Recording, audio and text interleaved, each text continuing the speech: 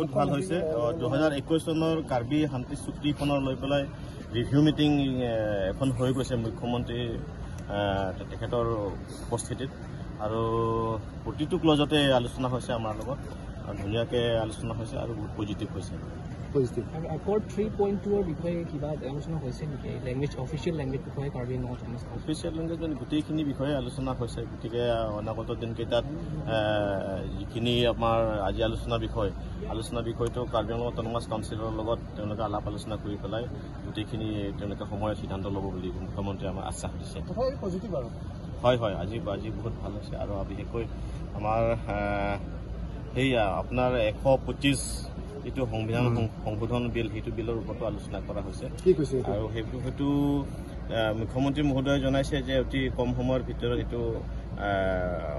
সংসদৰ মজিয়াত উত্থাপন কৰিব বুলি সেইটো তেওঁ আশ্বাস দিছে আৰু অট'নমাছ ষ্টেটৰ সম্পৰ্কত কিবা কথা পাতিছে অট'নমাছ ষ্টেটৰ সম্পৰ্কে আলোচনা কৰা হোৱা নাই আজি